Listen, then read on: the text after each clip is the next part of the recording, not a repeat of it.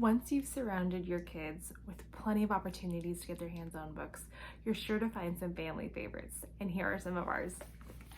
Starting with Extraordinary.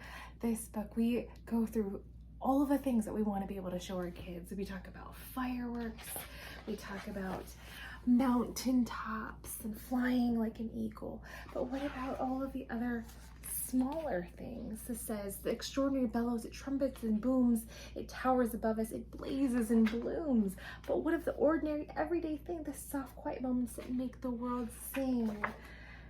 Things like bugs and gardening and life and birds and feeling the breeze on your skin. My favorite bit of this here is, you can reach for the grand and the mighty, it's true. Just remember the ordinary is extraordinary too. And it's packed full of beautiful illustrations, northern lights there, kind of a soft painting. The top cover here has that foiling on it. It's just beautiful. Any of our sound books have been fantastic in our home. If you have a reluctant reader who's a younger reader, try one of our sound books. They're great because they have an on-off switch for those times that we just need it to be a little bit more quiet. But the buttons are super easy to be able to press down. It's a simple crosshatch here. And you just run your fingers over the top. This is packed full of different types of dinosaurs within it. There are textures and peek-throughs and holes and fun little facts for little ones. Our Night Night on the Farm and Night Night Busy Town are one of our hidden favorites that many don't actually know about. So within these, it's all about the animals or the cars that are tucking in and wanting to read a story at the end of the night, maybe like your kiddos will. So it's got this fun pull tab or push tab, whichever one is actually easier for your kiddos, built in with tiny little books inside that tell the animal's favorite story. And as you turn the pages, what's really cool is that within these books, you'll find that they are learning things too, counting colors, shapes, you name it. Let's talk about some chapter books. We love the Hotel Flamingo series. It is a series about a young girl that inherits a hotel for animals. And you can imagine all the things as somebody who has never owned a hotel of animals, the things that she's gonna have to encounter and figure out. Like, how do you prepare a pool for penguin royalty? Or what do you cook for a turtle? And you'll find that in some of them there's actually recipes in throughout. They also have images littered out through pages. We love this as a read aloud for our family. My kiddos are 5, 3, and 2, and they love it. And fun little fact about these is that each book has a different little thing to find throughout its pages. And so it's just another way to keep kiddos engaged. Billy and the Mini Monsters. It is such a great read aloud, even for little kids, but so fun because it's written in a comic book style. It's about Billy who finds these teeny tiny little mini monsters who seem to always get into trouble or get lost. And he's constantly trying to find them or trying to rescue them. And the mini monsters are also doing the same thing for them.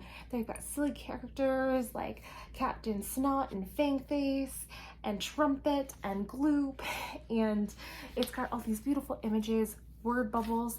It's a way to keep your kids captivated by looking at beautiful, vibrant images and fun little pop-out text as well. We also love our Brave and Brilliant Girls series, Forgotten Tales of Kindness and Courage from girls around the world and Brave and Brilliant Girls. And these are beautiful collections that are stories of not so well known fairy tales. And these stories, as you turn the pages, the forwards of each are absolutely stunning. You'll have to have a read through them yourselves. But for each story collection, there are images on each page. They're full of exciting, enchanting stories that your kiddos will love as read-alouds or for those older readers as well.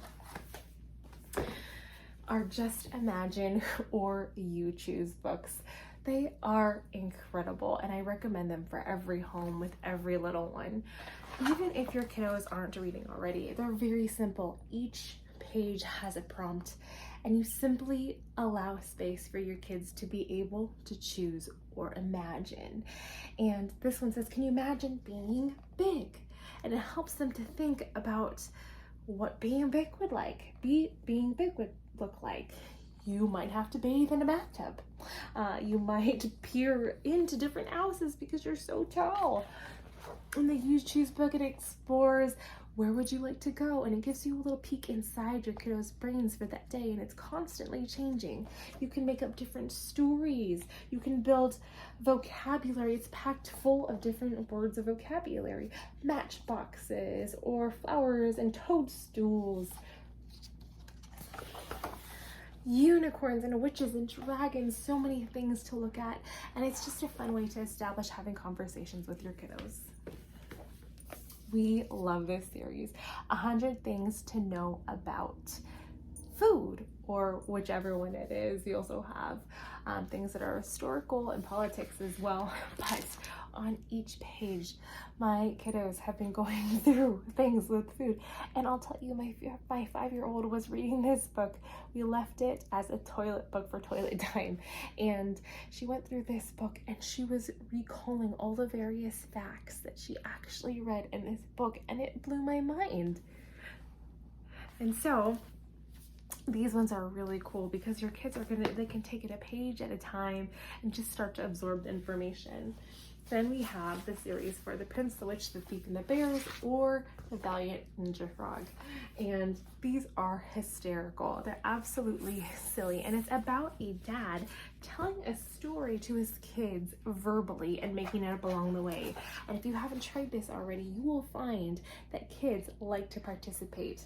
And so you'll see that there are bears dressed up in costumes and turning of the tables, and then it turns out the Valiant Ninja Frog is the hero of the entire story. You will enjoy it, and so will your family. And finally, the My First Reading Library. Nothing compares for a first reading library like this one. It is not overwhelming. It starts on very simple text. It's a partnered reading process, so we have adults reading one part, and then we have the young readers reading the bolder parts.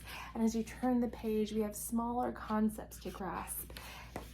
And then there's activities in the very back, and then each book thereafter builds onto the next book from there. So those are our family favorites, and I sure hope that you guys find some that are going to be yours too.